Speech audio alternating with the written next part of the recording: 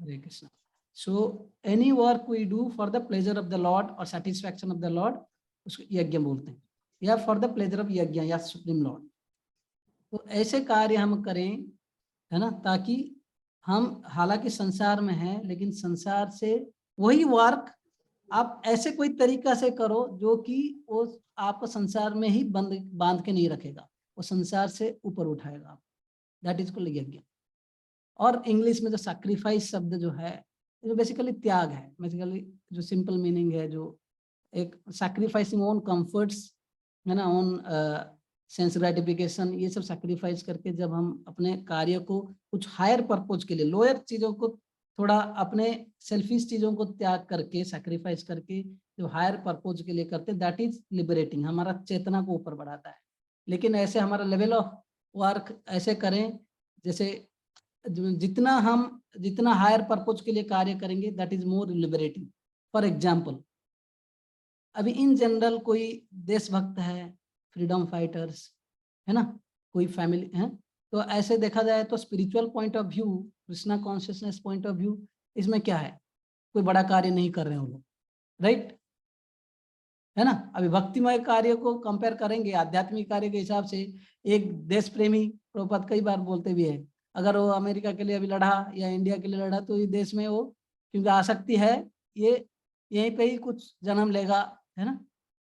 But क्योंकि same activity कुछ त्याग की भावना से, क्योंकि एक लोअर कॉज जो सेल्फिश मेंटालिटी, जो खाली मी एंड माइन, मेरे लिए खुद के लिए जीना, दैट इज, है ना, इसलिए हम लोग आई कॉन्शियस, हाँ, जो ये कॉन्शियसनेस है कि मैं और मेरा, तो इससे ऊपर थोड़ा है सर्विस, है ना, मेरे फैमिली के लिए एक व्यक्ति अपने आप को त्याग देता है, तो कभी स्टेट के लिए एक फैमिली को त्यागना पड़ता है ना, व्यक्ति जो जब देश के लिए लड़ता है, तो that activity is more nobler, in fact more appreciated. तो ऐसे sacrifice in general does not mean that हर समय कोई व्यक्ति यज्ञ कर रहा है।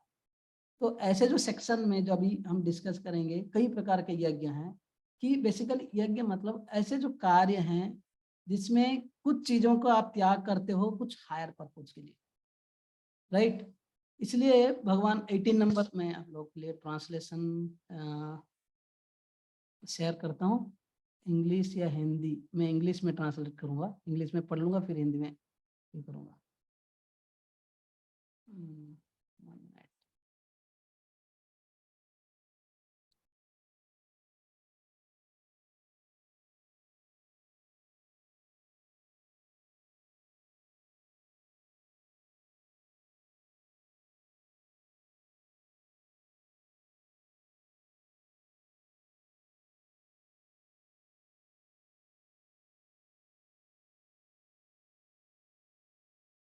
यस, तो ये जो 18 से लेकर मैं श्लोक ट्रांसलेशन पढ़ते जाऊंगा, जहां जहां पे जरूरी है तो कुछ परपट पढ़ूंगा, then will come for our section today. हाँ, तो यहाँ पर भगवान बोलते कर्माणि अकर्म यह पश्येत अकर्मणि च कर्म यह स बुद्धिमान मनुष्येषु संयुक्त कृष्ण कर्म कृत। One who sees inaction in action and action in action is intelligent among men, and he is in the transcendental position although engaged in all sorts of activities. समझ में आया? ये श्लोक कितने लोग समझ में आया? होप आप लोग समझे हो, ऑलरेडी पढ़े हो, लेकिन I want no answer from all of you. Yes,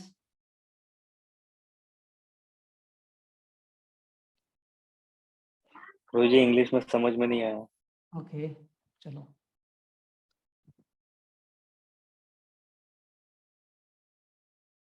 इसको समझ में आया, कौन बताएंगे?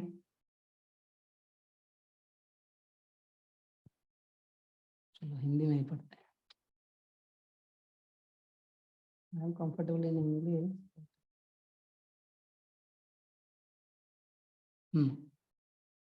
जो मनुष्य कर्म में अकर्म और अकर्म में कर्म देखता है, वो सभी मनुष्य में बुद्धिमान है और सब प्रकार के कर्मों में प्रवृत्त रहकर भी दिव्य स्थिति में रहता है। या आप लोग कई दिन से सुन रहे हो, अभी इनफैक्ट हमने थोड़ा डिस्कस किया थोड़ा इसके बारे में, कौन बताएंगे? मुझे लग रहा है कि ये कई लोगों का दिमाग से बाउंस तो नहीं हो रहा है। यस हरे जो कृष्ण प्रभु जी। यस माता जी बोलिए। प्रभु जी, जिससे मुझे जितना समझ में आ रहा है कि जो इसमें बताए कर्म अकर्म और अकर्म में कर्म दिखता है, तो उसमें ये दिखा बताया गया है कि जो कृष्ण भावनामृत में जो व्यक्ति होता है वो कर्म बंधन से मुक्त होता है। मतलब वो जो भी करता है वो कृष्णा को सेंटर में रख के कृष्णा के शेल्टर में ही करता है हर काम। वो अपनी हर एक चीज में कृष्णा को ही सामने रखता है। तो इसके लिए वो अपने जो भी जो अभी भौतिकवादी या मटेरियल वर्ल्ड के कर्मों से मुक्त होता है। और वो उसको मतलब कोई भी जो भी कार्य कर रहा है वो बिना जो भी कर्म कर रहा है वो बिना किसी फल की इच्छा के कर रहा है। ठीक, चलिए और किसी से। थैंक यू माता जी, थोड़ा बहुत क्लोज। और कोई? देखो नहीं तो हम तो श्लोक के ऊपर श्लोक पढ़ते जा रहे हैं, क्लास तो अच्छा, बस रिकॉर्डिंग ही हो रहा है। यस, कोई भी, जिनको भी वॉलंटरली आप अनम्यूट कीजिए और बोलिए। प्रभु जी, थोड़ा मैं उदाहरण दे सकता हूँ दोनों चीजों का। यहाँ यस डन। जैसे कि जो मनुष्य कर्म में अकर्म सॉरी, तो इसमें हम देख सकते हैं जैसे कि मतलब कर्म है, लेकिन हम खुद के लिए करेंगे तो कर्म होगा, लेकिन अगर भगवान के लिए करेंगे तो अकर्म होगा। जैसे कि नॉर्मली जब मैं कृष्ण कॉन्शियस में नहीं था, तो खाना बना के खाना तो वो खुद के लिए कर्म था। लेकिन जब से अभी मेरी माँ भगवान के लिए भोग बनाने लगी, तो अब वो कर्म नहीं रहा, तो अभी अकर्म बन गया, क्योंकि हम भगवान के लिए पहले बनाते, भगवान को चढ़ाने के बाद खुद खाते। Yes thank you. तो यहाँ पर जो बोला जा रहा है, देखिए आप लोग जब सुनते हैं थोड़ा और गहराई से अगर समझेंगे तभी जाकर ये जो निष्काम कर्मयोग जो है, अभी जैसे वो बोल रहे थे same activity has different now theme. मतलब वही एक्टिविटी वो बोल रहे थे कि मैं बाहर खुद खाना बनाने के अपने लिए खाता था, अपने लिए कर्म है ना करता था, उसमें कुछ रिएक्शन आएगा, राइट, कर्म का फल आएगा। लेकिन वही एक्टिविटी जब भगवान के लिए करते हैं वो स्पिरिचुअल हो जाता है, उसमें जो हमें जो भौतिक जो पुण्य का जो फल मिलता है वो नहीं मिलेगा, हमारा स्पिरिचुअल क्रेडिट में वो चला जाएगा अकाउंट में। तो यहाँ पर जो बोला जा रहा है, जो मनुष्य कर्म में अकर्म देखता है, मतलब ऐसे कुछ कार्य हैं, अकर्म मतलब जहां पर कि कोई फल नहीं होता है। तो यहाँ पर जो वर्ड्स है थोड़ा बात कर्म अकर्म वैसे लग रहा है, लेकिन जो मनुष्य कर्म में मतलब कोई कार्य ऐसे देखता है जिसमें कि कर्म का फल नहीं रहता, यहाँ पे अकर्म का अर्थ है कि कर्म फल नहीं होता है। और ऐसे कुछ अकर्म है, कुछ लोग हैं जो बिल्कुल काम धंधा नहीं करते हैं, कुछ लोग जो सन्यासी से, कुछ लोग हैं कि बाह्य दृष्टि से सब कुछ छोड़ छाड़ के आ गए हैं, लेकिन ऐसे में अकर्म में कर्म दिखता है। मतलब ऐसे व्यक्ति हालांकि सब कुछ छोड़ दिए हैं, लेकिन उनको जो है कर्म का फल लगता है, समझ रहे हैं? तो वैसे व्यक्ति जो हर एक कार्य में अगर ऐसे कर्म में अकर्म देखता है और अकर्म में कर्म देखता है, मतलब कोई व्यक्ति अगर कर्म कर रहा है, जैसे आध्यात्मिक कार्य, श्रील प्रभुपाद बोलते थे वी ऑल्सो ना, हम लोग भी बहुत मेहनत करते हैं। मैं खुद प्रिंटिंग करने के लिए पेपर्स लेकर आता हूँ, खुद प्रूफ एडिटिंग करता हूँ, प्रिंटर के पास जाता हूँ, उसको बोलता हूँ। जब दिल्ली में आरंभ में इतना स्ट्रगल कर रहे थे, वृंदावन से 3rd क्लास कंपार्टमेंट में जाते थे, दिल्ली जाकर खुद पेपर्स कलेक्ट करते थे, है ना, फिर उसको प्रिंटिंग के लिए देते थे, उसका प्रूफ एडिटिंग करते थे और फिर उसको लेकर डिस्ट्रीब्यूट कर रहे थे। Some people would criticise Prabhupada कि देखिए सन्यासी होकर इतना पेपर्स उठा रहे हैं, ये कर रहे हैं, but Prabhupada told all these works are not material, क्योंकि ये सारे चीज भगवान के लिए किया जा रहा है। तो बुद्धिमान व्यक्ति, it requires sufficient kind of intelligence, एक व्यक्ति को इसलिए बोल रहे हैं कि बुद्धिमान वो है जो ऐसे कार्य को समझ जाता है। तो ऐसे व्यक्ति जो बुद्धिमान है, ऐसे साधु संत का जो कार्य केवल भगवान के प्रचार के लिए हो रहा है या कुछ केवल भगवान के लिए सेवा के लिए हो रहा है, वो समझता है कि ये व्यक्ति का बंधन का कार्य नहीं है, बंधन में नहीं डाल रहा है। तो ऐसे व्यक्ति के लिए जो कर्म जो है वास्तविक उसका कोई फल नहीं है। इसका मतलब ऐसे व्यक्ति का जो कर्म है उसके कोई बंधन नहीं आता है। समझ में आ रहा है? Same activity when done for Krishna और लॉर्ड्स प्लेजर, उसमें कोई कर्मफल नहीं लगता है। लेकिन ऐसे कई लोग हैं बोलते हैं ना सब माया है, छोड़ दो, त्याग दो, तो वो संसार छोड़ के आ जाते हैं बाहर। लेकिन क्योंकि अभी छोड़ के तो आ गए, लेकिन यहाँ आने के बाद स्पिरिचुअल एंगेजमेंट्स नहीं लेते हैं, है ना, या they are not sufficiently purified, तो जिसके कारण क्या होता है, यहाँ आने के बाद भी इंद्रिय भोग में लग जाते हैं। गीता में 3 अध्याय के 6 नंबर श्लोक में भगवान बोलते हैं, कर्मेंद्रियाणि संयम्य ये आस्ते मनसा स्मरण इंद्रियाणि विमूढ़ात्मा मिथ्याचार स उच्यते। बोलते ऐसे व्यक्ति मिथ्याचारी है जो कि कर्मेंद्रियाणि संयम्य, सारे कर्मेंद्रियों को, जो हाथ पैर टंग, ये सब जो कार्य जो है उसका जो बेसिक कार्य जो इसको कंट्रोल कर लिया है, लेकिन क्या कि ये आस्ते मनसा स्मरण, मन के द्वारा हर समय कैसे मैं इंद्रिय तृप्ति करूंगा सोचता है। इसलिए कई साधु संत देखा जाता है कि इवन सब कुछ जब बाह्य दृष्टि से संसार से सब कुछ छोड़ने के बाद भी गांजा पीते हैं, फुटबॉल खेलते हैं, कई प्रकार के भौतिक कार्य करते हैं, बिजनेस में लग जाते हैं। भाई सब कुछ छोड़ के आया, फिर इधर आकर बिजनेस क्या करना है कि नहीं? तो ऐसे लोग हालांकि बाह्य दृष्टि से अकर्म कर रहे हैं। अकर्म मतलब, अकर्म का 3 मीनिंग है लोग कंफ्यूजन नहीं होना चाहिए। अकर्म मतलब काम नहीं करना, वो भी एक अकर्म है, और जो कर्म का कोई फल नहीं है, जैसे आध्यात्मिक कार्य। और एक तीसरा अकर्म मतलब जो स्पिरिचुअल एक्टिविटीज। तो ऐसे जो है यहाँ पर बोला जा रहा है कि जैसे ऐसे व्यक्तियों का जो मतलब हालांकि बाह्य दृष्टि से कंट्रोल कर लिए हैं, लेकिन मन के द्वारा ये इंद्रिय तृप्ति ऐसे सोचते हैं, ऐसे लोगों को कर्म का फल लगेगा, क्योंकि हालांकि बाह्य दृष्टि से कुछ काम नहीं कर रहा है, लेकिन शास्त्र बोलता है कि देयर आर 5 एक्टिविटीज, 5 कार्य ऐसे हैं जिसमें कर्म का फल लगना ही लगना है। किसी को पता है? तो जी बताया क्या ये चीज? ऐसे कोई 5 कार्य है जिसका कर्म का फल लगता ही है। आप कुछ नहीं करने पर भी आप पापमय कार्य में फंस जाएंगे। आप बोलेंगे मैं बहुत अच्छा आदमी हूं, है ना, मुझे क्या स्पिरिचुअल एक्टिविटी करने की क्या जरूरी है? हाँ, किसी को पता है? इसको बोलते हैं पंच सुना, मतलब 5 प्रकार के पाप हर एक व्यक्ति करता है। पहला है लाइटिंग फायर, आप कुकिंग करने के लिए, ठीक है, कुछ जलाओगे, राइट, फायर, अग्नि, ओके, लाइटिंग फायर पहला चीज। दूसरा है ग्राइंडिंग, ग्राइंडिंग जब करते हैं, अभी तो ग्राइंडिंग मोटर नहीं है, अभी सब जो भी यूज करते हैं आप लोग ग्राइंडर वगैरह, तो उसमें भी कई सारे जीवात्मा मरते हैं।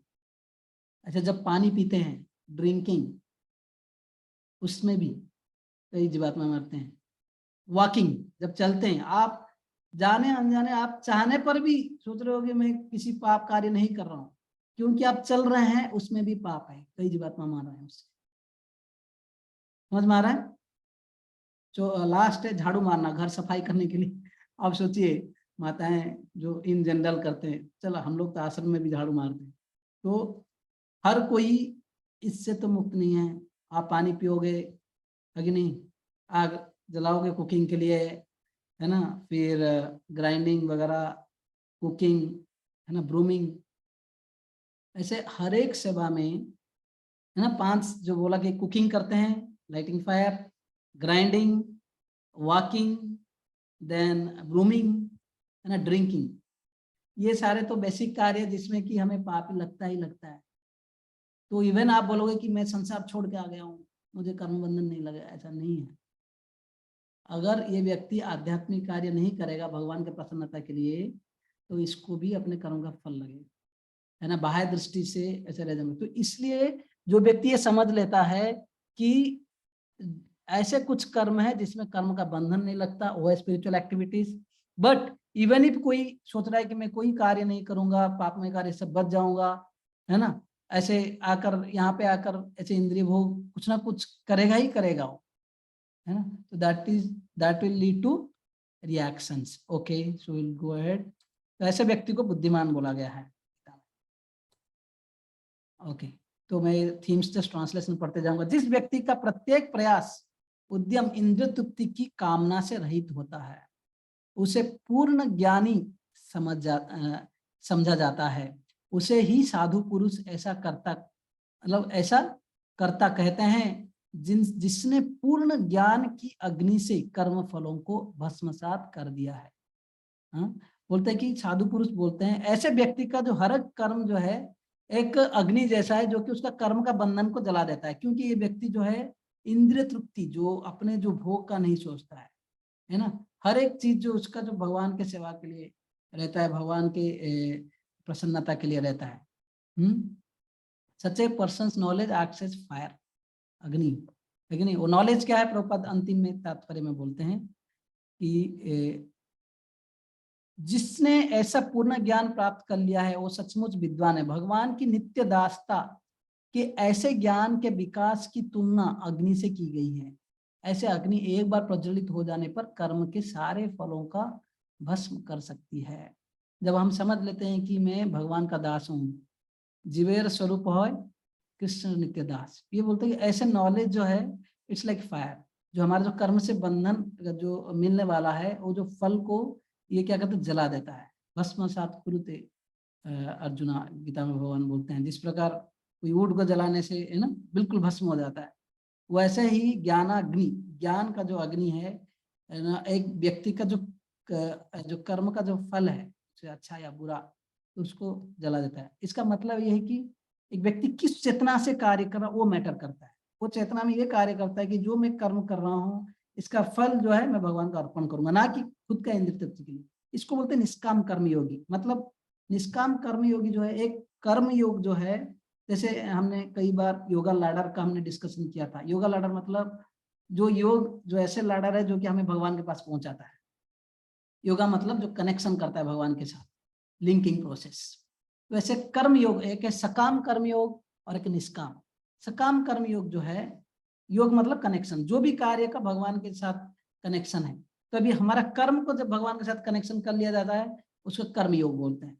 लेकिन पहले आरंभिक स्टेज में एक व्यक्ति का जो कर्म के जो फल के प्रति आसक्ति रहता है, सकाम मतलब उसको जो भोग करने की इच्छा रहता है ना, और थोड़ा थोड़ा कभी कभी त्याग करता है, चाहे कोई बाहर इवन सोशल सर्विस के लिए हो।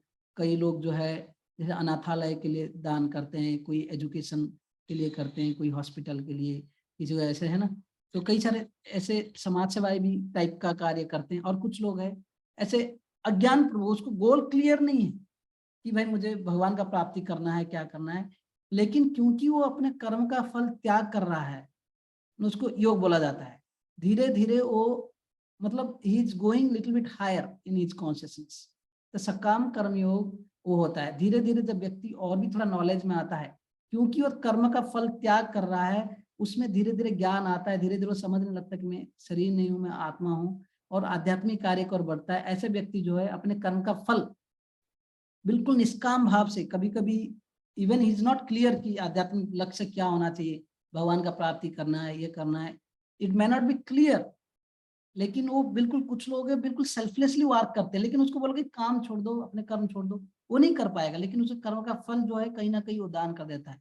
इनफैक्ट ग्रेजुअली स्पिरिचुअल ऑर्गेनाइजेशंस में, चाहे वो मायावादी हो या वैष्णव कम्युनिटी हो, है ना, भक्तिमय कार्य के लिए वो डोनेट करता है, सपोर्ट करता है ना। तो ऐसे निष्काम कर्म योग जो है व्यक्ति, है ना, धीरे धीरे, क्योंकि निष्काम भाव से बिल्कुल सेल्फलेस तरीके से काम करता है, वो क्या करता है, धीरे धीरे इसमें ज्ञान इनबिल्ट रहता है। तो अभी जो बातें चल रहा है ये अध्याय में, ये जो ट्रांसडेंटल नॉलेज है, ये जो कर्म ऐसे व्यक्ति किस चेतना से कार्य करेगा कि धीरे धीरे वो स्पिरिचुअल जो ट्रांसडेंटल नॉलेज, जो दिव्य ज्ञान, जो भगवान और हमारा संबंध क्या है और हमें क्या करना चाहिए, वो प्राप्त करता है। तो ऐसे व्यक्ति का चेतना यहाँ पे बोला जा रहा है कि अपना कर्म फल त्याग करता है ना, और उसको क्या आध्यात्मिक ज्ञान होने के कारण, धीरे धीरे डेवलप करने के कारण, उसका जो ये ज्ञान है, उसका जो सारे कर्म का फल को जला देता है। Yes, next.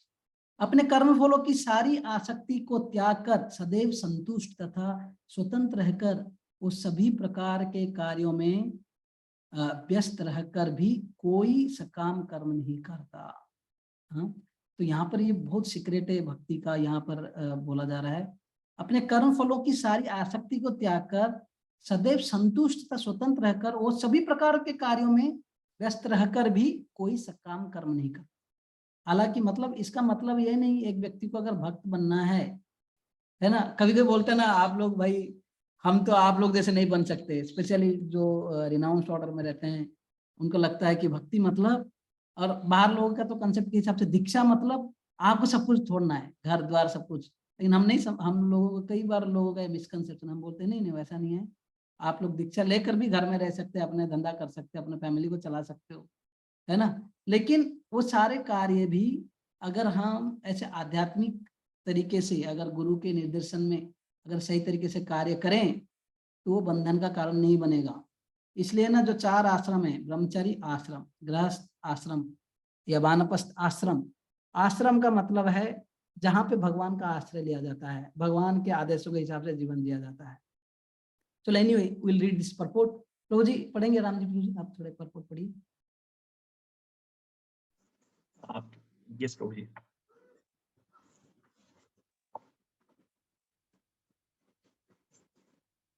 कहाँ पे थे? हाँ परपोर्ट पढ़िए, तात्पर्य। प्रभु जी 4.20 करें प्रभु जी? हाँ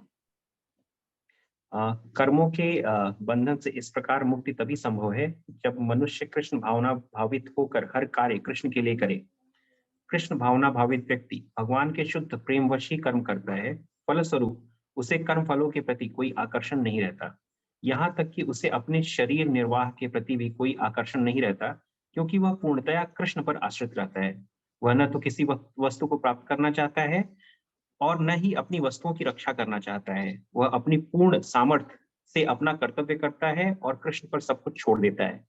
ऐसा अनासक्त व्यक्ति शुभ अशुभ कर्म फलों से मुक्त रहता है, मानो वह कुछ भी नहीं कर रहा हो।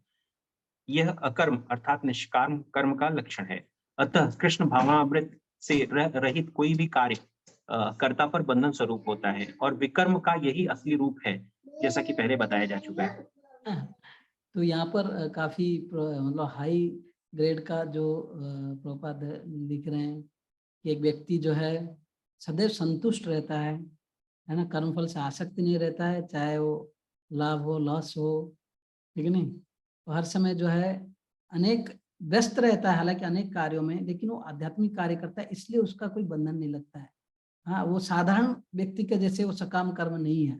यहाँ तक कि एक व्यक्ति जो है ये सोचता है कि अपना मेंटेनेंस की भी नहीं सोचता। इससे पहले तात्पर्य में प्रभुपाद बोलते हैं जैसे एक मशीन है ना, अगर मशीन को क्या बस मेंटेनेंस के लिए ही यूज, मतलब अपने को फिट रहना, जितना मशीन फिट रहता है ताकि काम कर पाए, तो अपने शरीर के निर्वाह के लिए जितना जरूरी है उतना ही करता है। और एक उदाहरण प्रभुपाद उस तात्पर्य में, पीछे वाला तात्पर्य में बोलते हैं कि यहाँ तक कि जैसे कोई पशु है ना, शरीर जो पशु को कभी कभी वो मास्टर का अंडर रहता है, वो जब तक, जैसे कोई गाय है जब तक दूध देता है तो गाय को ख्याल करते हैं, जैसे ही दूध नहीं देते तो उसको बेच देते हैं या स्लॉटर हाउस में भेज देते हैं। तो बोलते हैं कि ऐसे व्यक्ति जो भगवान के ऊपर इतना निर्भर करता है कि वो अपने आप को जो है किसी भी तरह, है ना, ऐसे ही खाली जस्ट मेंटेन करता है ताकि मैं आध्यात्मिक कार्य कर पाऊँ, नहीं तो अपने खुशी के लिए कुछ भी चीजें वो ये नहीं करता है। आप बोलोगे कि रोजी ये तो इतना प्रैक्टिकल नहीं है, अभी ये कैसे करें।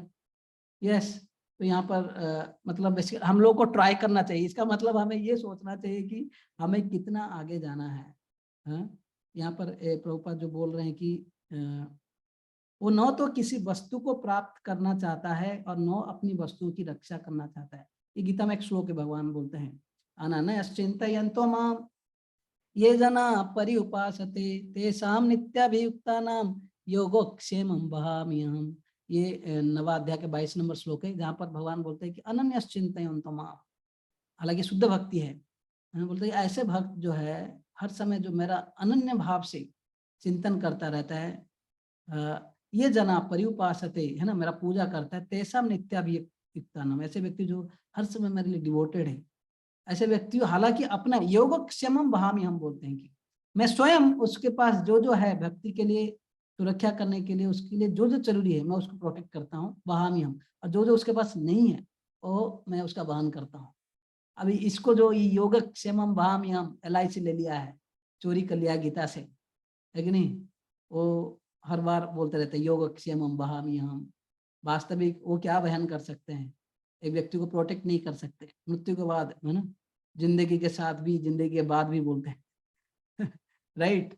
तो यहाँ पर अगर ऐसा व्यक्ति, मतलब भक्त लोग की अपने आप को ऐसे स्थिति में कभी कभी डाल देते हैं कि अपना मतलब बिल्कुल they are simply after Krishna's happiness, भगवान का खुशी के लिए, अपना बारे में चिंता ही नहीं। जैसे एक उदाहरण है चैतन्य महाप्रभु की लीला में, अगर आप सुनेंगे, एक बार शिवास ठाकुर, अब पता है शिवास ठाकुर के आंगन में, हम लोग मायापुर में गए थे, शिवास आंगन है जहां पर चैतन्य महाप्रभु रात भर भी कीर्तन करते थे, है ना, आप लोग सुने हो, लेकिन दिन में तो कीर्तन करते थे संकीर्तन, लेकिन एक बार महाप्रभु बोले कि why should waste time in night also, तो रात भर कीर्तन होता था श्रीवास आंगन, जहाँ पर वो काजी ने मृदंग भी तोड़ दिया था, महाप्रभु ने फास्ट क्या बोलते हैं ना, वो आंदोलन आरंभ किया था, है कि नहीं, जाकर काजी के पास सब लोग गए थे, कई लाखों भक्त गए थे काजी का वहां पे।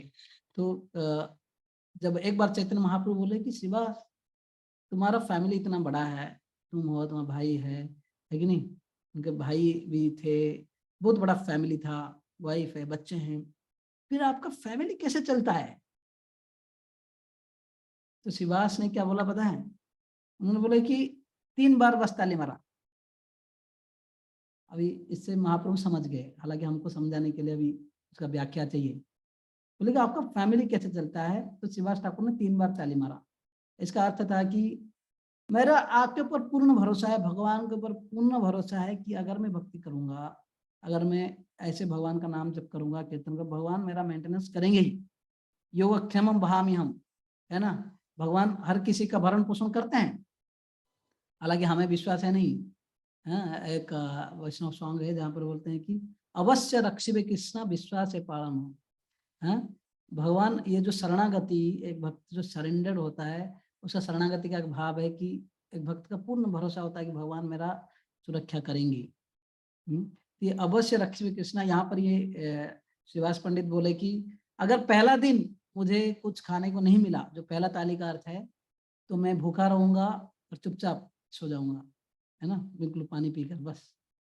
दूसरे दिन भी ऐसे रहा, फिर भी मैं कुछ नहीं करूंगा, और ऐसे ही भूख, पूरा फैमिली हम चुपचाप रह जाएंगे, भूखा रहेंगे और बस चला देंगे। लेकिन तीसरा दिन अगर मेरे को, अगर भगवान के कृपा से कुछ नहीं आया मेंटेनेंस, मुझे पता है अभी तक तो भगवान भक्त कई सारे ज्यादा, जरूरत से ज्यादा मिल जाता है, राइट। बोले कि तीसरा दिन अगर ऐसे होगा कि मैं भूखा रहूं, है ना, ऐसे कभी संभव नहीं। अगर ऐसे होता है, अगर तीसरा ताली का अर्थ है कि मैं अपने फैमिली के साथ जाऊंगा गंगा में, और हम अपने हाथ में, मतलब अपने आप को पत्थर के साथ रस्सी में बांध के गंगा में डूब जाएंगे, है ना, क्योंकि अगर हम डूब के अगर भासने लगेंगे, लोग क्या बोलेंगे, अरे देखो श्रीवास इतना बड़ा भक्त था, तो खाना पीना नहीं मिला, वो लोग सुसाइड कर लिए, भूखा मर रहे हैं। मैं आपका बेइज्जत करना भी नहीं चाहूंगा, या भगवान का। मेरा इतना पूर्ण भरोसा है कि अगर तीसरा दिन भी ऐसे हो जाएगा, मैं जाकर गंगा में डूब जाऊंगा, है ना। तो ऐसे कभी संभव नहीं। हालांकि श्रीवास ठाकुर ऐसे बोले, और चैतन्य महाप्रभु इतना खुश हुए। महाप्रभु बोले कि श्रीवास, है ना, अगर लक्ष्मी को भी जरूरी पड़े, अगर भीख मांगना पड़े, वो संभव है, लेकिन मेरा भक्त तुम्हारे को ऐसे कभी स्थिति नहीं आएगा। तो देखो, अभी हम लोग ये स्थिति में है नहीं, लेकिन ऐसे भक्त हैं। ऐसे अगर भगवत गीता में भी, सॉरी, जगन्नाथपुरी में भी एक भक्त थे, जिनका नाम पहले कुछ और था, बाद में वो उनको गीता पंडा बोला जाता था, गीता पंडा। तो इसका स्टोरी में बोलूंगा तो क्लास खत्म हो जाएगा, लेकिन इस स्टोरी में कभी बाद में बताऊंगा। ये भक्त जो था कि मतलब हर दिन बस थोड़ा ब्राह्मण था कि थोड़ा जाकर भिक्षा मांग के अपना भरण पोषण करता था, लेकिन ऐसे हुआ एक समय में इतना दुर्भिक्ष आ गया कि क्या बोलते हैं ना, ड्रॉट आ गया, कि कुछ भी नहीं मिल रहा था, है ना, और कई दिन तक वो कुछ भीख नहीं मिल रहा था। ये घर में बैठ के फिर भी गीता पढ़ता था, दिन रात गीता पढ़ता था। वाइफ बहुत नाराज हो गई, बोले क्या कर रहे हो, बच्चे भूखे हैं, मरने जाएंगे, अब वो कुछ नहीं मांग रहे। तो ऐसे वो वाइफ ने बोली, फिर भी ये अपना गीता पढ़ता था। एक दिन भगवान, और ये जो गीता पंडा, ये जो मैं श्लोक बोला ना, अनन्यश्चिन्तयन्तो माम ये जना पर्युपासते, 9.22 श्लोक दिखाए, बोले देखो, ये देखो भगवान हमारा भरण पोषण करेंगे, तुम क्यों टेंशन ले रहे हो।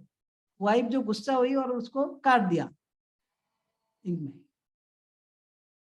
तो अभी काट दी, तो अभी ये गीता पंडा जो बहुत नाराज हो गए, बोले कि तू भगवान का वाणी को काट दिया इधर, बोल के बिल्कुल, और चुपचाप गए और नाराज हो गए। बहुत समय रोते रहे कर बाद में सो गए थे।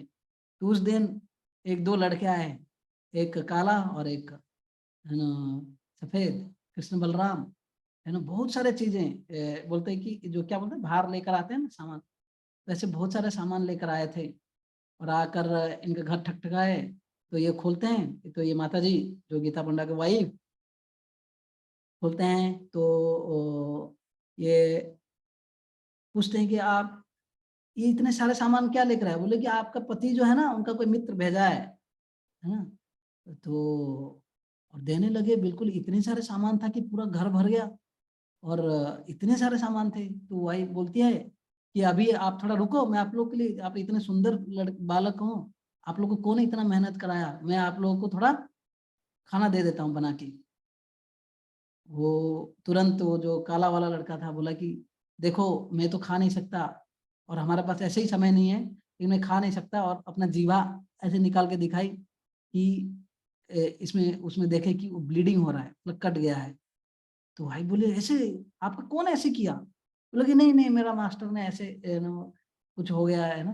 तो ऐसे बोल के वो चले गए और बाद में गीता पंडा उठते हैं तो बिल्कुल इतने सारे सामान भर गया और बहुत बड़ा फीस्ट बना है।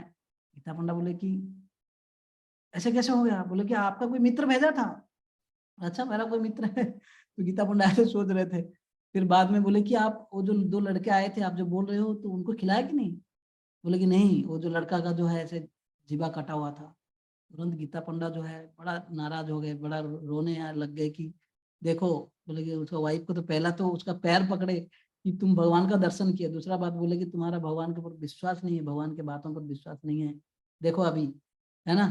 तो जाकर देखे कि यही श्लोक है तुमने जो काटा था, योग क्षेमम बहाम्यहम, भगवान स्वयं एक भक्त के लिए जो जरूरत है उसको बहन करते हैं, और जो जो चीज उसका ऑलरेडी है भक्ति के लिए जो लाभदायक है ना, उसको रक्षा करते हैं, योग क्षेम। तो कहने का मतलब कि ऐसे व्यक्ति जो निष्काम कर्मयोग, क्योंकि व्यक्ति जब एडवांस करता है ना, तो ऐसे व्यक्ति को भी अपना भरण पोषण का भी चिंता नहीं रहता। देखिए हमें कई आगे जाना है, ठीक है, मैं जस्ट पढ़ रहा हूँ आगे। ऐसा ज्ञानी पुरुष पूर्ण रूप से संयमित मन तथा बुद्धि से कार्य करता है और अपनी संपत्ति के सारे स्वामित्व को त्याग देता है और केवल शरीर निर्वाह के लिए कर्म करता है, केवल शरीर निर्वाह के लिए कर्म करता है। इस तरह कार्य करता हुआ वो पाप रूपी फलों से प्रभावित नहीं होता है। ओके नेक्स्ट, मैं क्विकली वहां पे आ रहा हूँ। जो स्वतः होने वाले लाभ से संतुष्ट रहता है, जो द्वंद्व से मुक्त है और ईर्ष्या नहीं करता, जो सफलता और तथा असफलता दोनों में स्थिर रहता है और वो कर्म करता हुआ भी कभी बंधता नहीं, मतलब स्टेडी रहता है, समाव जीवन संतुष्ट रहता है ना, सफलता हो नहीं हो, लेकिन अपने जो भक्ति के लिए जो भी करना है वो कर लेता है। यहाँ पर जस्ट एक सुंदर तात्पर्य पर लिखते हैं, हाँ, वो अन्य किसी की सेवा करके कृष्ण भावना अमृत संबंधी अपने सेवा में व्यवधान नहीं आने देता, है ना। ऐसे कोई सेवा को नहीं करता यार, किसी का ऐसे व्यक्ति को अपने भक्ति में बाधक नहीं बनाता, कुछ भी वो अपना भक्ति को रोकने नहीं देता। किंतु भगवान की सेवा के लिए वो संसार की द्वैतता, मतलब सुख दुख, ये जो द्वंद्व है से विचलित हुए बिना कोई भी कर्म कर सकता है। सुख दुख तो आते रहेगा, शीत उष्ण सुख दुख मान अपमान, है ना, लाभ फिर लॉस, है ना, जय अजय, गीता में भगवान बोलते हैं विक्ट्री आएगा, कभी डिफीट होगा, लाभ कभी बेनिफिट होगा, कभी अलाभ हो मतलब लॉस भी होगा। ऐसे स्थिति में वो विचलित नहीं होता, ऐसे बिना कोई भी कर्म कर सकता है, विचलित हुए बिना। संसार की यह द्वैतता गर्मी सर्दी अथवा सुख दुख के रूप में अनुभव की जाती है। कृष्ण भावना भावित व्यक्ति द्वैतता से परे रहता है, क्योंकि कृष्ण को प्रसन्न करने के लिए वो कोई भी कर्म करने में झिझकता नहीं, अतः वो सफलता तथा असफलता दोनों में ही समभाव रहता है। ये लक्षण तभी दिखते हैं जब कोई दिव्य ज्ञान में पूर्णतः स्वतः स्थित है। देखो ये जो स्थिति हम अगर पढ़ रहे हैं, आप अगर प्रभुपाद लीलामृत पढ़ेंगे ना, प्रभुपाद कैसे इसको बनाया और कैसे कितना स्ट्रगल हुआ, 40 साल का स्ट्रगल के बाद एक व्यक्ति जो इस्कॉन संस्था बनाए, सफलता असफलता, आप सोचिए जब उनको जस्ट 26 साल उम्र हुआ था, है ना, 1922 में उनका गुरु ने उनको आदेश दिया कि आप क्या करो, अंग्रेजी भाषा में प्रचार करो। तो तभी से लेकर ट्राई कर रहे थे, इंडिया में ट्राई किए, है ना, अनेक प्रकार के, और फैमिली से सपोर्ट नहीं मिल रहा था। वाइफ वो चाय के लिए गीता का कई सारे जो ट्रांसक्रिप्शन, उसको जो प्रभुपाद ने सब ये किए थे, डिक्टेट करके सब लिखे थे, ट्रांसक्राइब किए थे गीता का ट्रांसलेशन, ये सब उसको बेच दिया। वाइफ कभी सपोर्ट नहीं की। और यहाँ पर बाद में जाते हैं झांसी में, है ना, वहाँ पर भी लीग ऑफ डिवोटीज बनाया। केवल एक वहाँ पर जो है एक लेडीज क्लब बनाने के लिए प्रभुपाद ने, जिसको लीग ऑफ डिवोटीज, जैसे इस्कॉन जैसे ही कुछ सेंटर बना रहे थे, केंद्र बनाने वाले थे प्रचार के लिए, उसको लेडीज क्लब बनाने के लिए वहाँ का जो एक मिनिस्टर उनका कनेक्टेड एक पावरफुल लेडी थी, तो उसके लिए उसे ले लिया गया। कितना स्ट्रगल था। बाद में अपने घर से तो जब जाने के बाद भी अपने गुरु भाई के साथ भी रहने के लिए भी उनका तकलीफ हुआ। यहाँ तक कि ड्रेस भी नहीं होता था, अपने कपड़े जो एक प्रॉपर पेयर ऑफ क्लॉथ्स के लिए भी उनको बैग करना पड़ा, है ना। तो इतना स्ट्रगल के बाद भी आप कभी भी नहीं देखोगे श्रील प्रभुपाद ने कि अपना ट्रांसलेशन रोक दिया। भागवतम लिखना, है ना, आचार्यों का टीका पढ़ना और उससे ट्रांसलेट करना, सफलता और असफलता दोनों में स्थिति में एक व्यक्ति समभाव रहता है। आप सोचिए, शुद्ध भक्त हैं, लेकिन अभी ऐसे भक्तों को कोई कार्य करना जरूर नहीं, केवल भगवान का चिंतन मनन कर सकते हैं प्रहलाद जैसे, लेकिन ये भी संसार में कर्म करते हैं। हमें एक उदाहरण प्रस्तुत के लिए गीता में भगवान वही चीज अर्जुन को बार बार बोलते हैं, यदि यद आचरित श्रेष्ठा तत्तदेव तरो जना। जो लोग, बड़े लोग, जो लीडर्स जो करते हैं, वो साधारण जनता फॉलो करता है। इसलिए जो कर्म संन्यास या कर्म त्याग करना वो इम्पोर्टेंट नहीं है, लेकिन संसार में रहकर का आदर्श प्रस्तुत करके कार्य करना वो इम्पोर्टेंट है, क्योंकि ये कर्म में कोई रिस्क नहीं है। निष्काम कर्म में, और जो एक लोग जो कर्म छोड़ना, कई लोग बोलते हैं ना, हम भक्त हो गए, बड़ा इंद्रिय कंट्रोल है, हम छोड़ देंगे, उसमें रिस्क है। क्योंकि कर्म छोड़ने के बाद भी कभी अगर मन इंद्रिय भटक गए, फॉल डाउन भी हो सकता है। लेकिन अगर कोई व्यक्ति वो कर्म कर रहा है लेकिन भगवान के प्रसन्नता के लिए संसार में रहकर भी करता है, तो उससे क्या होता है कि वो एक तो है कि दूसरों को भी इंस्पायर करता है भक्ति में, और साथ ही साथ उसमें कोई रिस्क नहीं है, और कर्म में, ऐसे कर्म में नॉलेज, जो ज्ञान इनबिल्ट है ना, ऐसे व्यक्ति जो है कभी विचलित नहीं होता है और भक्ति में आगे बढ़ता है। तो यहाँ पर इतना डीप सेंटेंस है कि कृष्ण भावना भावित व्यक्ति द्वैतता से परे रहता है, क्योंकि कृष्ण को प्रसन्न करने के लिए वो कोई भी कर्म करने के लिए झिझकता नहीं। भगवान के प्रसन्न के लिए कुछ भी कर सकता है, लेकिन अपने लिए नहीं, अपने सुख के लिए नहीं, है ना। तो ये कर्म निष्काम कर्मी होगा, ये मतलब ये श्लोक से है, बहुत डीप है, मैं इसलिए जस्ट पढ़ रहा हूँ। जो पुरुष प्रकृति के गुणों के प्रति अनासक्त है और जो दिव्य ज्ञान में पूर्णतया स्थित है, उसके सारे कर्म ब्रह्म में लीन हो जाते हैं, है ना। तो इसे फिर ये जो फेमस श्लोक, ब्रह्मा प्रणम ब्रह्म हवि ब्रह्माग्नो ब्रह्मणा हुतम ब्रह्मैव तेन गंतव्यम ब्रह्म कर्म समाधिना, है ना। ये जो 25 नंबर श्लोक, जो व्यक्ति, ऐसे व्यक्ति कृष्ण भावना में पूर्णतया लीन रहता है, हाँ, उसे अपने आध्यात्मिक कर्मों के योगदान के कारण अवश्य ही भगवत धाम की प्राप्ति होती है, क्योंकि उसमें हवन आध्यात्मिक होता है और हवि भी आध्यात्मिक होती है, ठीक है। तो इसमें ब्रह्मन मतलब आध्यात्मिक, प्रभुपाद उसको कृष्ण भावनामृत ट्रांसलेट करते हैं 25th, यस, हाँ। तो ब्रह्मार्पणम 24th ना, ब्रह्म हवीर। तो कोई भी, मतलब यहाँ पर बोला जा रहा है, अगर किसी व्यक्ति का गोल ही स्पिरिचुअल है, उसका हर एक्टिविटी, मतलब यह है, अगर मैं मंदिर आ रहा हूँ, मंदिर आने के लिए संडे को मैं जो भी प्लानिंग करता हूँ, उसके लिए रात को मुझे जल्दी सोना है ना, अगले दिन का जो कार्य है डे टाइम का, मैं उसको मैनेज कर रहा हूँ कि इसके बाद, है ना, उस समय में मंदिर जा रहा हूँ, फिर 3 बजे लौटूंगा, 3-4 बजे, उसके बाद सो करूँगा। तो एक गोल रखा आप स्पिरिचुअल की, मुझे भगवान राधा मदन मोहन के पास जाना है ना, उनके लिए, है ना, मुझे जो भी चाहिए उसके लिए, चाहे उससे पहले दिन कोई कार्य जो मेरा संडे को करना है, उसको मैं पहले से पेंडिंग कर रहा हूँ, मतलब उसको पहले से सॉर्ट आउट कर रहा हूँ, ऐसे कार्यों को मैं पहले सॉर्ट आउट कर रहा हूँ, और है ना, रात को जल्दी सोने जाता हूँ, सुबह जल्दी उठ रहा हूँ, जल्दी उठ के भी नहा रहा हूँ, और अच्छे से, है ना, इवन फ्रेश हो रहा हूँ, अच्छा ड्रेस पहन के आना, फिर है ना माला करना, हर एक चीज आपका स्पिरिचुअल हो गया। इफ, है ना, यहाँ पे बोल रहे हैं कि a person is fully observed in Krishna consciousness, अगर आपका कंट्रीब्यूशन, अगर आप ब्रह्म अर्पण मतलब अगर स्पिरिचुअल एक्टिविटी के लिए आप अपने आप को डेडिकेट कर लिए है, किस लिए कि समाधि ना और फुल्ली ऑब्जर्व होकर, एकाग्रता होकर, इसलिए अगर डेडिकेटेड हो गए, उसके लिए जो भी कार्य आप कर रहे हैं, एक यहाँ पर बोल रहे हैं कि ब्रह्माग्नो, जैसे कोई यज्ञ होता है, ये एक ब्रॉड सेंस है। अभी भगवान ये नहीं बोल रहे हैं कि यज्ञ का अर्थ है कि बस यज्ञ कुंड है, आग है ना, फिर अग्नि है, फिर आप जो है एक इंस्ट्रूमेंट लेकर, जो भी उसको बोलते हैं कैटल, तो उससे आप घी बटर डाल रहे हो, बात वो नहीं है। भगवान यहाँ पे ब्रॉड सेंस में बोल रहे हैं कोई भी कार्य आपका यज्ञ हो सकता है अगर आप स्पिरिचुअली डेडिकेटेड, आध्यात्मिक हो, है ना। तो उसमें क्या है, ब्रह्म आहुति, जो भी आहुति दे रहे हो, या ब्रह्म अग्नि, है ना, जो ये सारे जो, हाँ, ये सारे जो है आध्यात्मिक है, और उसका गोल भी क्या होगा, आध्यात्मिक होगा, है ना, स्पिरिचुअल होगा। और ऐसे कैसे, जब एक व्यक्ति इसमें डेडिकेटेडली समाधिना, हाँ, अगर लगे रहेगा स्पिरिचुअल, तो इसके बाद जो श्लोक आएगा उसमें 6-7 श्लोक में कौन कौन सा यज्ञ क्या है, मैं उसका खाली ट्रांसलेशन पढ़ूंगा, परपोर्ट्स में समझा दूंगा, ठीक है। अनदर 5-10 मिनट्स आप लोग टॉलरेट कीजिए मुझे, चलेगा? Should we go ahead? Yes, no?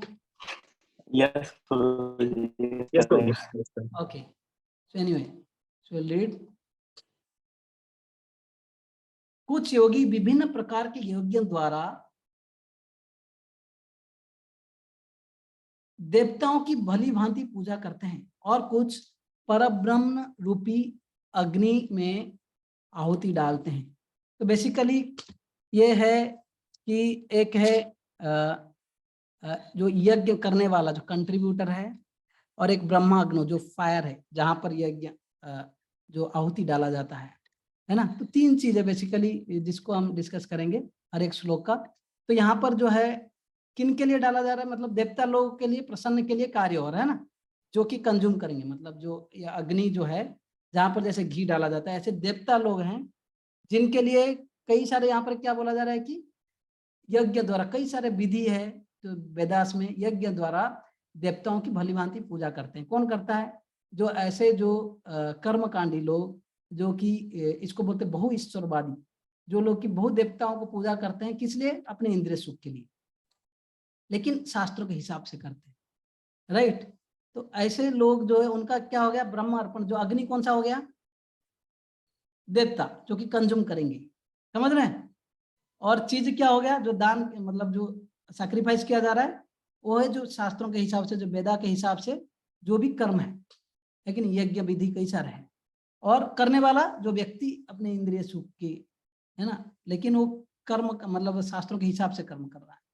और दूसरा है बोलते कि परब्रह्म रूपी अग्नि में आहुति डालते हैं, और कुछ परब्रह्म, मतलब कुछ लोग ये भी सोचते हैं, कुछ लोग है सोचते हैं कि ये तो थोड़ा लोअर लेवल है, इसके ऊपर इवन सोचते हैं कि मैं ब्रह्म में लीन हो जाऊंगा, है ना। वो निराकारवादी, जो मायावादी प्रभुपाद कई बार बोलते हैं, अपने आप को ब्रह्मन में डाल देना, कि अपने आकार को ही, अपने आइडेंटिटी को, आकार को ही वो क्या डालना चाहते हैं, कहाँ पर मतलब ऐसे जो ब्रह्म में लीन करना चाहते हैं, तो ऐसे लोगों को मायावादी बोला जाता है। और ऐसे लोग जो है कई बार जो है ज्ञानी, जो मतलब जो बोलते हैं ना कर्म संन्यास लेते हैं, ज्ञानी लोग है, हर समय चर्चा करते हैं, शास्त्र स्पेकुलेशन करते हैं, है ना। ब्रह्मवादी जो निराकार में जाकर लीन होना है, जीवन का लक्ष्य ब्रह्म ज्योति में मिल जाना, अपने स्वरूप का वो त्याग कर देते हैं, ठीक है। ज्यादा सिंपल अंडरस्टैंडिंग है, परपोर्ट में वही बोला गया। हाँ, मैं लास्ट में परपोर्ट का एक लाइन है जस्ट पढ़ रहा हूँ। दूसरे शब्दों में पढ़ेंगे प्रभु जी, कोई एक पढ़ेंगे ये? ओके, दूसरे शब्दों में से यस, पढ़ेंगे लाउडली।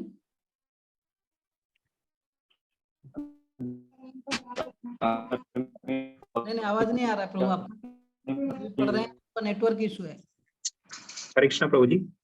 दूसरे शब्दों में सकाम कर्मी भौतिक सुख के लिए अपनी भौतिक संपत्ति का यजन करते हैं, किंतु निर्विशेषवादी परम ब्रह्म में लीन होने के लिए अपनी भौतिक उपाधियों का यजन करते हैं। निर्विशेषवादी के लिए यज्ञाग्नि ही परम ब्रह्म है, जिसमें आत्मस्वरूप का विलय ही आहुति है। किंतु अर्जुन जैसा कृष्ण भावना भावित व्यक्ति कृष्ण को प्रसन्न करने के लिए सर्वस्व अर्पित कर देता है। इस तरह उसकी सारी भौतिक संपत्ति के साथ साथ आत्मस्वरूप भी कृष्ण के लिए अर्पित हो जाता है। वह परम योगी है, किंतु उसका पृथक स्वरूप नष्ट नहीं होता। समझ में आया? यहाँ पर जो Yes. जो देवी देवता को जो पूजा करते हैं वो भी यज्ञ है, मतलब बेसिकली सैक्रिफाइस करते हैं, उसका चेतना बढ़ता है। अब ये देवी देवता को पूजा कर रहा है, इससे ग्रेजुअली ये पर्सन जो है धीरे धीरे मुक्ति को और लिबरेशन की ओर जाता है, क्योंकि कोई हायर अथॉरिटी मानता है। कुछ लोग उससे ऊपर है कि परम ब्रह्म में लीन होना चाहते हैं, मतलब अपने आइडेंटिटी सोचते हैं कि हम निराकार हो जाएंगे, भगवान के उधर जाकर बिल्कुल विलीन हो जाएंगे। लेकिन प्रभुपाद बोलते हैं कि देखो ये देवी देवता को पूजा करने वाले अपने द्रव्य आदि सब पूजा करते हैं, बहुत प्रोसेस करते हैं, बहुत खर्चा करते हैं कि नहीं, भौतिक चीजें को अर्पण करके देवताओं को प्रसन्न के लिए करते हैं। लेकिन भक्त जो है, एक तो है कि ये जैसे यहाँ पे देवी देवता को पूजा करने वाले जैसे, इवन उससे ऊपर एक तो अपने सारे द्रव्यों की भी भगवान का सेवा में लगाता है, इवन अपने आप को भी भगवान का सेवा में लगाता है। लेकिन ये जो है अपना स्वरूप आइडेंटिटी में हर समय रहता है, जानता है कि मैं भगवान का सेवक हूँ, है ना, मैं भगवान का सेवक हूँ, हालांकि मैं भगवान के लिए सब कुछ मेरा लाइफ दे रहा हूँ, है ना, लेकिन ये मैं भगवान का सेवक हूँ, मैं दास ही रहूंगा। आध्यात्मिक जगत में जाने के बाद ऐसे नहीं कि मैं निराकार हो जाऊंगा, मैं भी भगवान बन जाऊंगा, ऐसे नहीं है। ये प्रभुपाद थोड़ा एक ये किए हैं।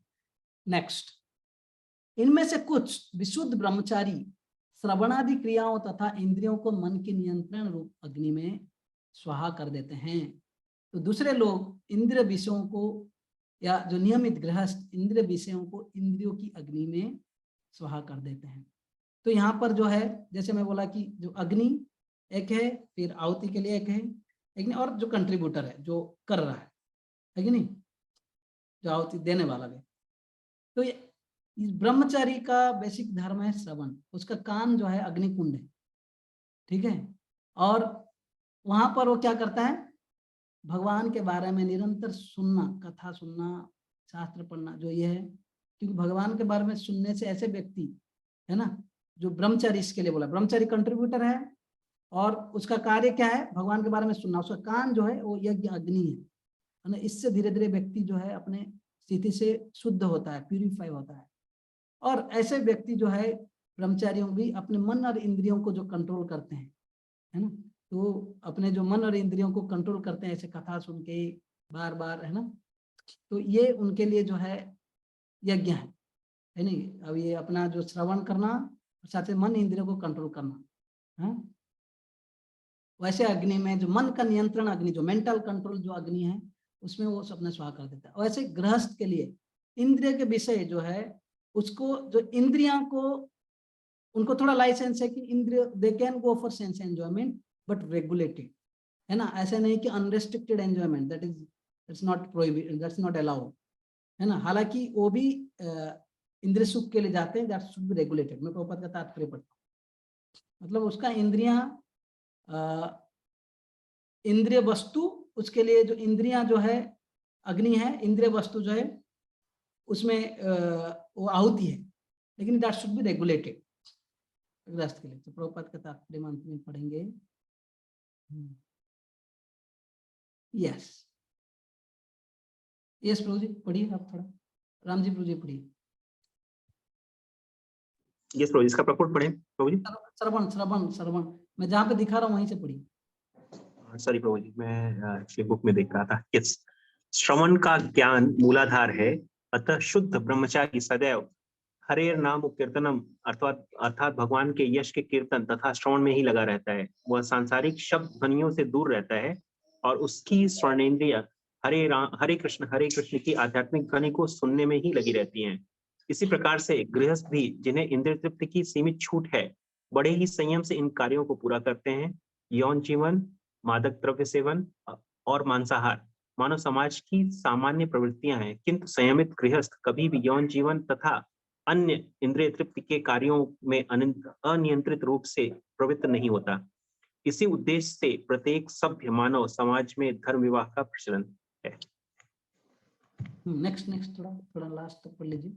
यह संयमित अनासक्त यौन जीवन भी एक प्रकार का यज्ञ है, क्योंकि संयमित गृहस्थ उच्चतर दिव्य जीवन के लिए अपनी इंद्रिय तृप्ति की प्रवृत्ति की आहुति कर देता है। तो इसका अर्थ है कि ब्रह्मचर्य जिस प्रकार अपना मन इंद्रियों को कंट्रोल कर रहा है, गृहस्थ को भी, है ना। इसलिए शास्त्रों में बोला है कि there are 2 kinds of brahmacharis. एक है कि नैष्ठिक ब्रह्मचारी और एक उपकृबान ब्रह्मचारी। नैष्ठिक ब्रह्मचारी मतलब जो बिल्कुल बचपन से ब्रह्मचारी रहता है, वो गृहस्थ आश्रम में नहीं जाता। गृहस्थ आश्रम में जो जाते हैं उनको भी, जो अगर ब्रह्मचारी का ऐसे नियम पालन करेंगे, उनको उपकृबान ब्रह्मचारी बोला जाता है या गृहस्थ ब्रह्मचारी बोला जाता है। हालांकि गृहस्थ आश्रम है वो रेगुलेटेड लाइफ, इसलिए आश्रम है जहां पर भगवान का आश्रय लेकर लाइफ जिया जाता है। ऐसे नहीं कि इंद्रिय तृप्ति का लाइफ है, चलो अभी हम कुछ भी कर सकते हैं, नो। तो उससे भक्ति के और मतलब जो आध्यात्मिक स्तर पे वो प्रगति नहीं करेगा, वो फिर ग्रहमेधी जीवन हो जाएगा। इसलिए बहुत इंपॉर्टेंट ये समझना।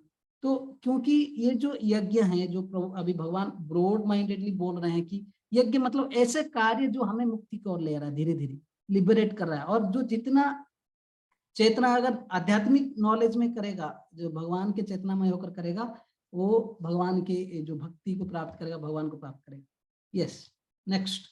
दूसरे, जो मन तथा इंद्रियों को बस में करके आत्म साक्षात करना चाहते हैं, संपूर्ण इंद्रियों तथा प्राण वायु के कार्यों को संयमित मन रूपी अग्नि में आहुति कर देते हैं। जैसे अष्टांग योगी लोग हैं, है ना, हर प्रकार के वो प्राणायाम, ये सब प्राण 8 प्रकार के वायु है शरीर में, 5 प्रकार के वायु है, प्राण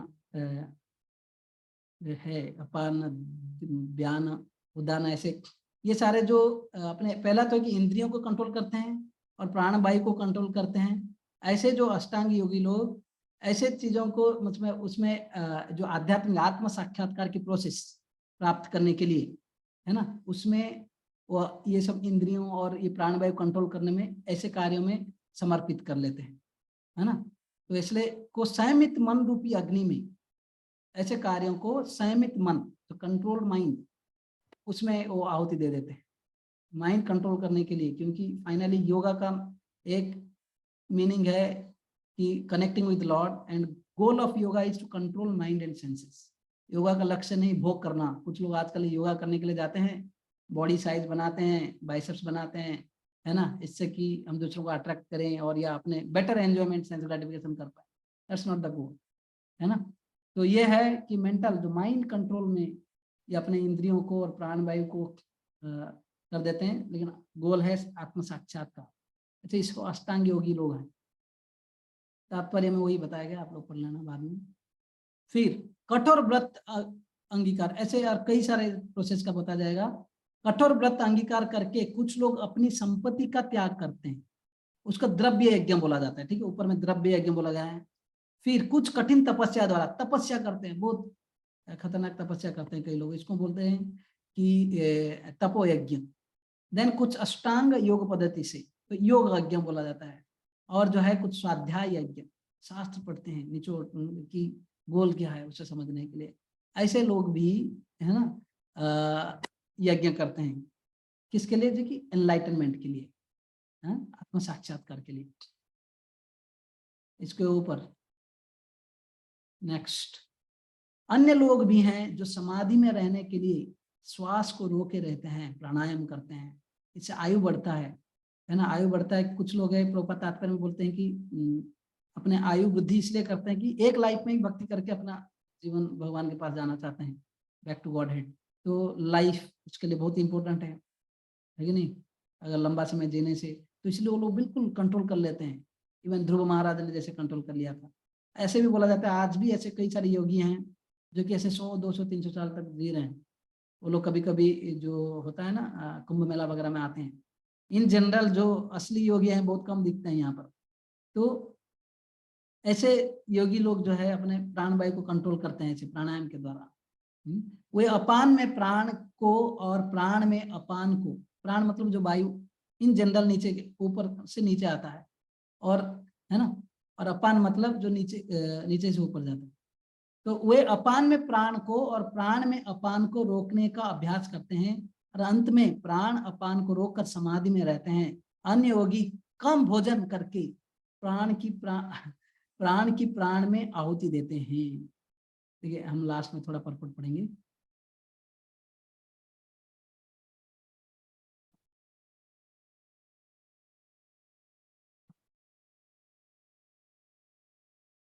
यस प्रभु जी, यहाँ से पढ़ेंगे क्या? जो व्यक्ति यस प्रभु जी। हम्म, जो व्यक्ति भगवान की निश्चल भक्ति में प्रवृत्त होता है वह व्यक्ति के गुणों को लांघ जाता है, वो प्रकृति के गुणों को लांघ जाता है और तुरंत आध्यात्मिक पद को प्राप्त होता है।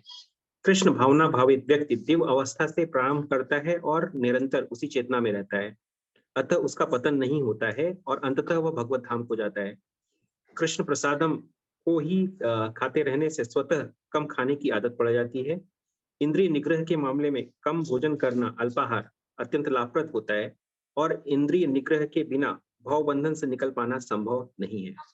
हाँ, सेंस कंट्रोल, मतलब goal of all this processes is to sense control करना है। जितना भी आप यज्ञ प्रोसेस आप देख रहे हो, बेसिकली गोल क्या है? प्यूरिफाई होना धीरे धीरे, और फिर एक व्यक्ति को मुक्ति की ओर बढ़ना। तो यहाँ पर बोले सेंस कंट्रोल, और फिर खाने के भोजन के बारे में बोला गया। एक्चुअली युक्ताहार होना चाहिए, ऐसा नहीं कि कम खाना हो गए तो फिर शक्ति नहीं रहेगा, फिर बोलोगे मैं सेवा नहीं करूंगा, नहीं। रेगुलेटेड प्रसाद खाना है, लेकिन वो भी क्वालिटी, साथ ही साथ क्वांटिटी, दैट मैटर्स। तो ये सब, तो ये जो चीजें बोला जा रहा है योग के द्वारा अपना आयु बढ़ाना, ऐसे कंट्रोल भक्तों के लिए नहीं चाहिए। प्रभुपाद तात्पर्य में लिखते हैं भक्तों के लिए बस भगवान का सेवा करेंगे, ये ट्रांसेंडेंटल स्टेज है, ऐसे करेंगे तुरंत ही आध्यात्मिक की ओर प्राप्त पद को प्राप्त हो जाएंगे। यस, ये लास्ट। यस प्रभु। ये सभी यज्ञ करने वाले यज्ञों का अर्थ जानने के कारण पाप कर्मों से मुक्त हो जाते हैं और यज्ञों के फल रूपी अमृत को चक्कर परम दिव्य आकाश की ओर बढ़ते जाते हैं। चलिए यहाँ तक मैं 29 तक ही हम कवर किए। बेसिकली 26 से जो 29 है हम लोग ये जो श्लोक्स है, वैसे अलग अलग प्रकार के यज्ञ के बारे में बताया गया। जैसे हमने आरंभ में देखा, देवी देवताओं को पूजा करते हैं कई सारे चीजें देकर या जो यज्ञ विधि के पालन करके। तो फिर जो निराकार ब्रह्म में मिलना चाहते हैं, अपना आइडेंटिटीज को मर्ज करके, है कि नहीं, त्याग करके, तो ऐसे हर एक प्रकार के दिया गया। फिर स्वाध्याय यज्ञ, द्रव्य यज्ञ, तपो यज्ञ, योग यज्ञ, है कि नहीं। तो ऐसे 4.25, 26, फिर ब्रह्मचारी और गृहस्थ के बारे में बोला गया। ब्रह्मचारी के लिए श्रवण, गृहस्थों के लिए इंद्रिय कंट्रोल करना, हालांकि इंद्रिय वस्तु लेकिन रेगुलेटेड सेंस एंजॉयमेंट, है ना। फिर अष्टांग योग के लिए सेंस एंड माइंड कंट्रोल करना। ऐसे 4.25, 26, 27, 28, 29 तक ये है। और 30, 31, 32 इसमें जो है बेसिकली ये बोला जा रहा है कि अगर ये सब यज्ञ करना, लेकिन नॉलेज के साथ करेंगे, इट इज लिबरेटिंग। अगर बिना नॉलेज के करेंगे वो फिर इग्नोरेंस में रहेगा। हाँ, तो आगे हम डिस्कस करेंगे। तो thank you very much. Hare Krishna.